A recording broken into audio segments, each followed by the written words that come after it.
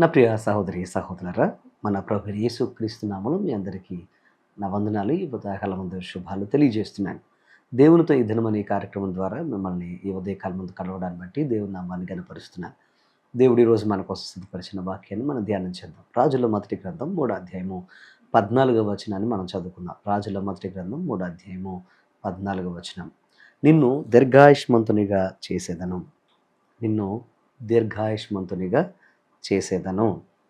నా ప్రియ సహోదరి సహోదరులారా, ఈరోజు ప్రత్యేకంగా దేవుని యొక్క వాక్యాన్ని మనం జాగ్రత్తగా గమనిస్తే పరిశుద్ధ లేఖనంలో దేవుడిస్తున్న అద్భుతమైన వాగ్దానం ఏంటంటే, నిన్ను తప్పకుండా దీర్ఘాయుష్మంతునిగా చేస్తాను అని ఆయన వాగ్దానం చేస్తున్నాడు. వాక్య సందర్భాన్ని ఒక్కసారి ఈ వాగ్దాన సందర్భాన్ని మనం ఆలోచన చేస్తే, దావీదు కుమారుడైన సొలొమోను రాజైన తర్వాత దేవుడు సొలొమోనుతో మాట్లాడుతున్నాడు. సొలొమోను యొక్క అద్భుతమైన జీవితం ఎలాగా ఆశీర్వాదకరంగా గొప్ప జ్ఞానవంతమైన జీవితంగా ఎలా మార్చబడిందో, ఈ యొక్క వాగ్దానాన్ని ప్రత్యేకంగా ఈ వాగ్దానం వెనుకున్న సందర్భాన్ని మనం ధ్యానం చేస్తే మనకు అర్థమవుతుంది.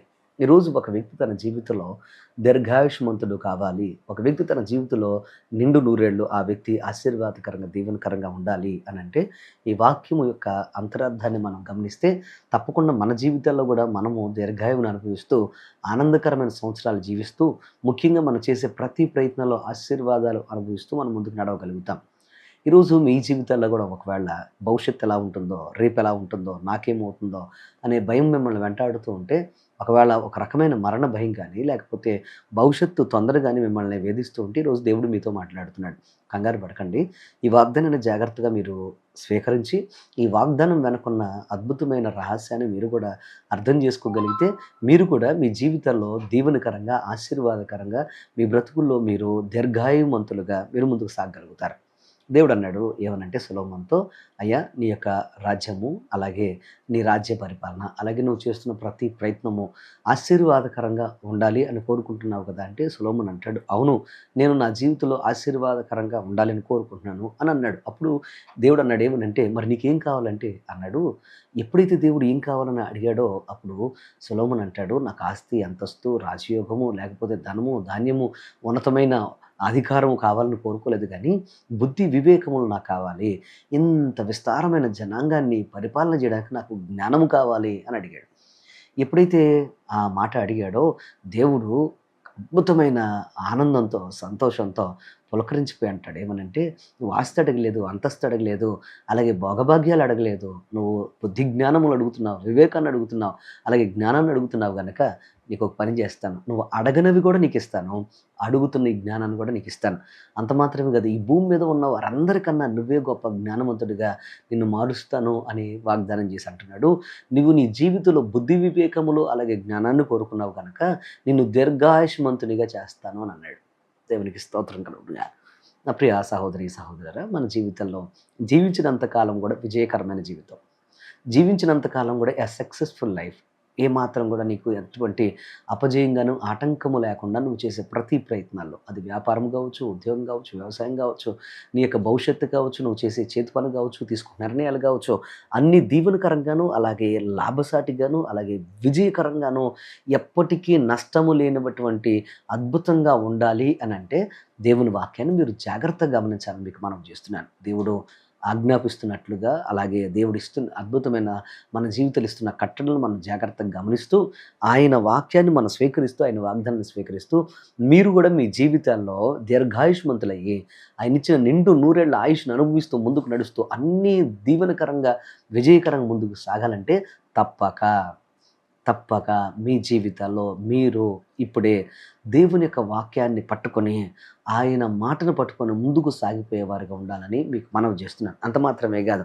సక్సెస్ఫుల్ లైఫ్ మీకు కావాలి అనంటే, మీరు తప్పక మీ జీవితాల్లో మీరు ఆయనకు లోబడుతూ, ఆయన నమ్ముతూ, ఆయన సన్నిధిలో బుద్ధి వివేకములు కోరుకునేవారుగా ఉంటే తప్పకుండా మిమ్మల్ని ఆయన ఆశీర్వాదకరమైన పాత్రలుగా మలిచేస్తాడు. ఈరోజు ప్రియ తమ్ముడు, చెల్లి, ప్రియ సహోదరి సహోదరుడా, ఈరోజు మీకు కూడా దీర్ఘాయువు కావాలి, మీ జీవితాల్లో ఆశీర్వాదకరమైన దినాలు అనుభవించాలని కోరుకుంటున్నట్లయితే ఆయన మాటను మీరు జాగ్రత్తగా ఆలోచించాలని మీకు మనవి చేస్తున్నాను. దేవుడు అబ్రహామును ఆయన దీర్ఘాయుష్మంతునిగా చేశాడు. అలాగే ఇస్సాకును దీర్ఘాయుష్మంతునిగా చేశాడు. అలాగే మీరు గమనిస్తే యాకోబును దీర్ఘాయుష్మంతునిగా చేశాడు. మీరు వాక్యంలో అనేక మంది భక్తుల యొక్క జీవితాన్ని మీరు గమనిస్తే వారి దినములు పూర్తయిన తర్వాత వారు పితరుల దగ్గరకు వారు చేరుకున్నారు అని దేవుని యొక్క వాక్యం సెలవిస్తుంది. ఎందుకనంటే ఆయన నమ్మిన వారు నిండు నూరేళ్లు ఆయుష్ను అనుభవిస్తూ దీవెనకరమైన విజయకరమైన జీవితాన్ని తప్పకుండా అనుభవిస్తారు.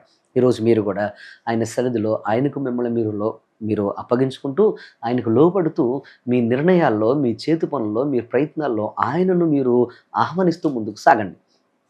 అప్పుడు మీ అపజయాలు విజయాలుగా మారతాయి. మీ మరణకరమైన పరిస్థితులు కూడా దీవెనకరంగా మారిపోతాయి అనే విషయాన్ని మీరు గమనించాలని మీకు మనవి చేస్తున్నాను. ఈ రోజే ఇప్పుడే ఆయన యొక్క అద్భుతమైన పిలుపును మీరు గ్రహించగలిగితే మీరు ఎంతో ధన్యులు అనే విషయాన్ని గ్రహించాలని మీకు మనవి చేస్తున్నాను. ఈరోజు ప్రత్యేకంగా మీ జీవితాల్లో మీరు దీర్ఘాయువును అనుభవిస్తూ మీరు చేసే ప్రతీది కూడా ఆశీర్వాదకరంగా, సక్సెస్ఫుల్గా, లాభసాటిగా, అలాగే విజయకరంగా ఉండడం కోసం ఆయన వైపు తిరిగి దేవా మమ్మల్ని విజేతలుగా మార్చండి, మీ ప్రయత్నాలన్నింటిలో గొప్ప అద్భుతం చేరిపోవని ఆయన కోరుకోండి అని వేడుకోండి. తప్పకుండా మీరు ఆ పొందుకుంటున్న అపజయం కానీ, బాధ కానీ ఈ రోజే మీ జీవితంలో ఆనందంగా ఆయన మార్చగలడు. అట్టి కృప దేవుడు మీకు అనుగ్రహించి ఆశీర్వాదాలతో నింపి నడిపించును గాక. ఆమేన్. Let's pray. ప్రార్థన చేసుకుందాం. మా పరమ తండ్రి, గొప్ప దేవానికి వందనాలు ప్రభువా. ఈ ఉదయకాలం ప్రత్యేకంగా ప్రియబిడ్డల చేతులకు అప్పగిస్తున్నారు. ఎంతమంది అయితే ఈ వాక్యాన్ని విన్నారో, ఈ వాగ్దానాన్ని స్వీకరిస్తున్నారు, వారందరి జీవితాల్లో ఇప్పుడే ఒక అద్భుతం జరుగును గాక. వెంటాడుతున్న ప్రతి బంధకాలు, కష్టాలు, కన్నీళ్ళు కొట్టివేయండి అయినా, అపజయాలు మీరు కొట్టివేయండి, దీర్ఘాయువును ఆశీర్వాదాన్ని అనుగ్రహించి ముందుకు నడిపించండి. అవునైనా ఎంతో గొప్ప విజయాలు పొందుకోవాలనుకున్నవారు, విజయాన్ని పొందుకొని ఆస్వాదించాలనుకున్నవారు ప్రభా అర్ధాంతరంగా వారి జీవితాలను కోల్పోతూ నాయన ఏం చేయలేని నిస్సహాయ స్థితిలోకి వస్తున్నారు. ఈ వాక్యం సెలవిస్తుంది ప్రభా, నిన్ను నమ్మిన వారిని ఎన్నడూ సిగ్గుపరిచే దేవుడు కదని, ఆయన నిన్ను నమ్మిన వారిని కీడు వచ్చినా తప్పిస్తానని వాగ్దానం చేశావు. ఈరోజు ప్రతి ఒక్కరు కూడా వారి జీవితాల్లో ఈ వాగ్దానాన్ని స్వీకరిస్తూ అయ్యా అపజయాలు విజయాలుగా మార్చుకుంటూ అపజయాల్లోనే నిన్ను నమ్మి ముందుకు సాగిపోయే కృప దయచేయండి. నిన్ను నమ్మిన వారు ఆశీర్వాదాన్ని కర్తలవుతారని ఈ వాక్యం సెలవిస్తూ ఉండగా ఈరోజు ప్రత్యేకంగా ఆయుష్ను, ఆరోగ్యాన్ని, ఆశీర్వాదాన్ని, ఐశ్వర్యాన్ని ఇచ్చి ముందుకు నడిపించమని ఈరోజు ఈ యొక్క వాక్యం వారి జీవితంలో అద్భుతం జరుగును గాకని ప్రకటన చేస్తూ యేసు నామమున అడుగుచున్నాము తండ్రి. ఆమేన్. ఆమేన్. దేవుడు కనుక ఈ వాక్యం ద్వారా మేముతో మాట్లాడితే మర్చిపోకుండా తప్పక మీ యొక్క స్నేహితులతో ఈ వాక్యాన్ని షేర్ చేసుకోండి.